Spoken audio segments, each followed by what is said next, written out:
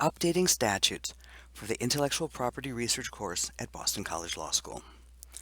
When your research involves a statute, one of the first things you need to do is think about the timeline of your issue and whether it involves past or future behavior. When you are advising a client about future behavior, you will want the most recent version of the statute. But if you're researching something that happened in the past, you need to be sure you're looking at the version of the statute that was in effect at the relevant time. And when you're advising a client on issues involving future compliance, it may be necessary for you to keep an eye on pending legislation. Because laws change, you need to be sure you are looking at the law as it actually is now, or at the time of relevant actions. Whether you're using a print code or an online version, there is generally a lag between the enactment of a law and its publication as a session law, and the subsequent incorporation of that statutory change in the associated code.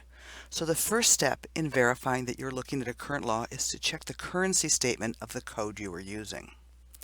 Deluxe services like Lexis and Westlaw show their currency statements on every page of the code. Here we can see at the top of this and every statute on Lexis the statement of how up-to-date this code is. This is not the date of this particular section. It is the statement of the last session law incorporated into the code. That is why this is stated as current through Public Law 116-259, approved December 23, 2020. It is not 17 U.S.C. Section 101 that was approved that date. It is Public Law 116-259. In addition, this currency statement reports that some sections may be more current. Westlaw clearly states that this version of this section took effect on December 9, 2010, but it makes you work a little harder to find out how current the code you are working with is. At the top of each statute is a link to the bottom of the document. Here we see that the U.S. Code on Westlaw, on the day I made these slides, was also current through Public Law 116-259, and that some sections may be more current. To find the currency of the U.S. Code on Bloomberg Law, you need to first click on the General Info link. This code is current through Public Law 116-259 and part of Public Law 160, which was signed into law on December 23, 2020. Again, the currency of the code is measured in terms of the latest session law that has been incorporated into this topical arrangement of statutes.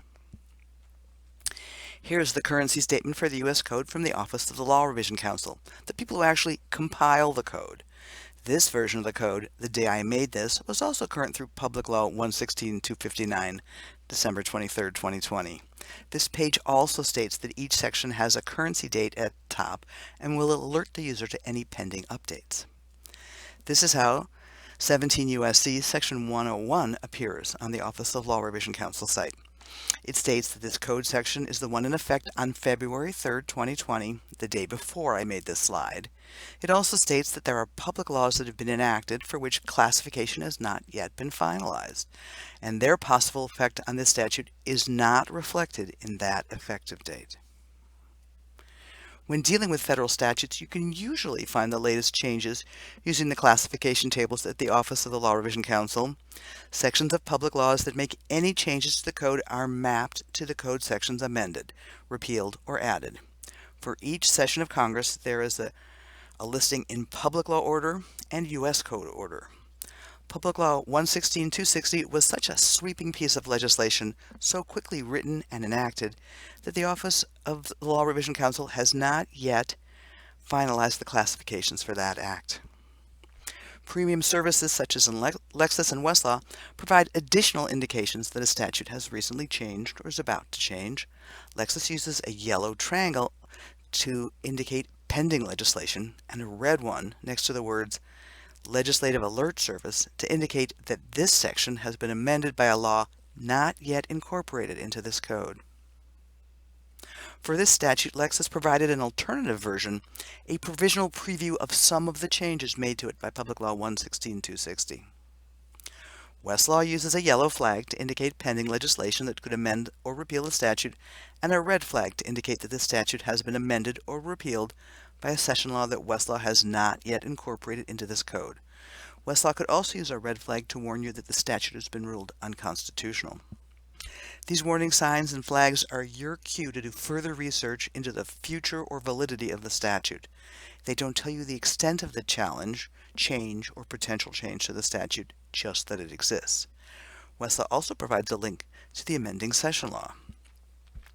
We can see that Public Law 116-260, the Consolidated Appropriations Act, is approximately 1,252 pages and affects 348 sections of the U.S. Code.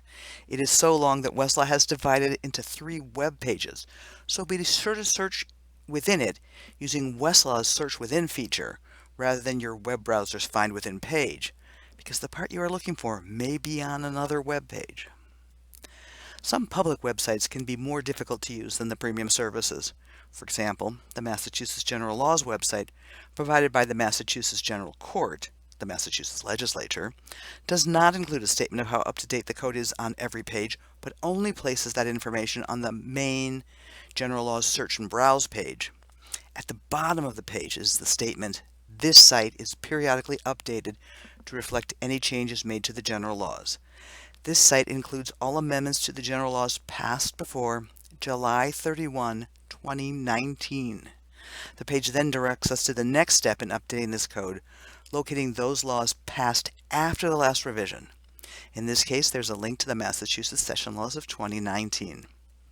From here, you can scan the 2019 laws not yet incorporated into the code to see if any of them will change the law you're interested in. This online code only includes laws passed before July 31, 2019, so you would need to scan about half of the 2019 legislative session.